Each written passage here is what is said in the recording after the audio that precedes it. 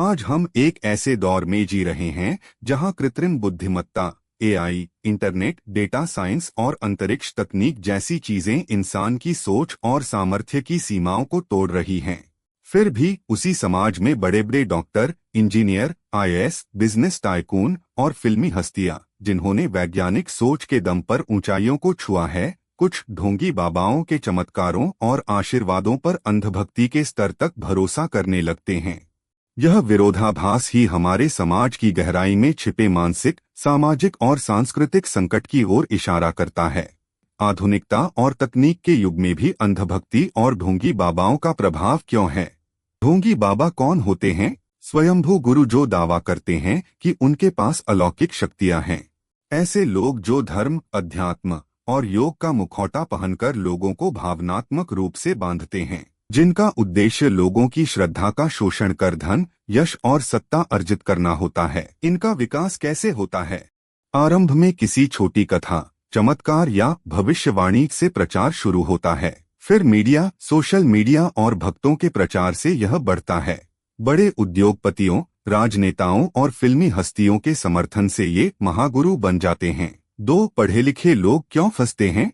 संकट के समय में सहायता की तलाश। जब कोई अपने जीवन में असफलता, बीमारी, पारिवारिक तनाव या आध्यात्मिक शून्यता से गुजरता है, तब वह किसी बड़े गुरु की शरण में जाता है।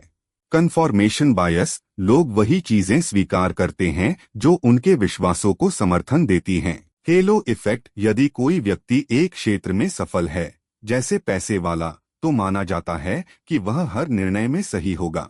इसी भ्रम में वे दूसरों को भी आकर्षित करते हैं। सफलता का बोझ और असुरक्षा। ज्यादा सफलता, पैसे और शोहरत के साथ एक असुरक्षा जन्म लेती है। अगर यह सब छिन गया तो क्या होगा? ढोंगी बाबा इस भय को भुनाते हैं, मेरे चरणों में आओ, तुम्हारी दौलत और सुख हमेशा रहेगा। भारत में विज्ञान की प्रगति के बावजूद अंधविश्वास क्यों? स्कूलों में विज्ञान पढ़ाया जाता है, लेकिन विज्ञान की पद्धति, साइंटिफिक टेम्परमेंट नहीं सिखाई जाती। रचनात्मक प्रश्न पूछना हतोत्साहित किया जाता है, खासकर धर्म और गुरु से जुड़े विषयों में। मीडिया और फिल्मों ने भी अक्सर गुरु को देवता की तरह दिखाया है। बाबा as a brand. Facebook, YouTube, Instagram पर लाखों फॉलोअर्स वाले बाबा। High quality video, motivational speech, धर्म और विज्ञान को मिलाकर उपदेश। AI generated divine effects, 3D mandala visuals और ट्रांस म्यूजिक के जरिए युवाओं को सम्मोहित करना। आजकल कई बाबाओं की पूरी टीम होती है जो उनके लिए स्क्रिप्ट लिखती है, हाइलाइट्स बनाती है, विज्ञापन देती है। सर्च इंजन ऑप्टिमाइजेशन और क्लिकबेट टाइटल्स के जरिए इनकी वीडियो वायरल कराई जाती हैं। भक्तों से चढ़ावा, भूमि, गहने, गाड़ियां, सभी कुछ टैक्स फ्री मिलते। ट्रस्ट और फाउंडेशन बनाकर करोड़ों की संपत्ति इकट्ठा की जाती है। मनी लॉन्ड्रिंग, हवाला और काले धन को धार्मिक दान के रूप में वैध बनाना। नेता वोट बैंक के लिए ऐसे बाबाओं के चरणों में जाते हैं। बदले में बाबा धार्मिक जनभावनाएं मोड़कर चुनावों को प्रभावित करते हैं। कई बार ऐसे बाबाओं पर बलात्कार, हत्या और संपत्ति हड़पने के गंभीर आरोप होते हैं, लेकिन राजनीतिक ताकत उन्हें बचा लेती है। धर्म आज क्रिया और अनुष्ठान बनकर रह गया है, जबकि आध्यात्मिकता आत्ममंथन की प्रक्रिया है। लोग जब इस अंदरूनी तलाश में भटकते हैं, तब नकली बाबा उन्हें तुरंत समाधान देते हैं। सच्चे गुरु आत्म साक्षात्कार की ओर ले जाते हैं, ढोंगी गुरु आपको अपने नियंत्रण में रखते हैं। बाबा लोग कोल्ड रीडिंग की तकनीक का उपयोग करते हैं। तुम्हारे घर में एक वृद्ध महिला है जिसकी तबीयत ठीक नहीं रहती। तुम्हारे ऊपर किसी ने तांत्रिक बाधा डाली है। वेग बातों को ऐसे पेश करना कि हर व्यक्ति उन्हें अपने जीवन से जोड़ ले। बाबा कुछ पानी फूंकते हैं या ताबीज देते हैं।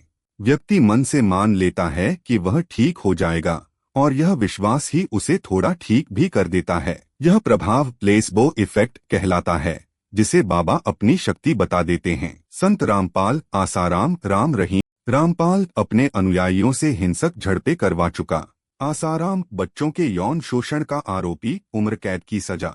राम रहीम साध्वी बलात्कार और हत्या का दोषी, फिर भी अनुयायियों की आस्था में कमी नहीं।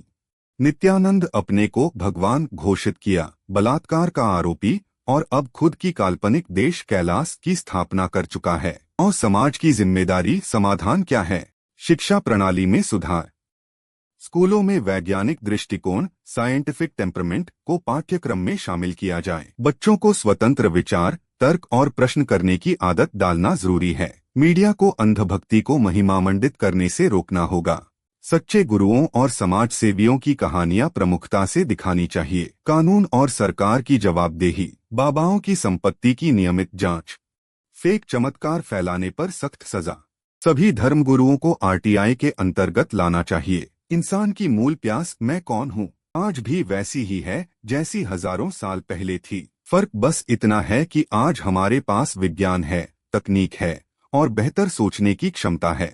हमें ऐसे गुरु की जरूरत है जो सोच को खोलें, डर न दिखाए। ढोंगी बाबा का पर्दाफाश तब होगा जब हर व्यक्ति खुद सोचने लगेगा।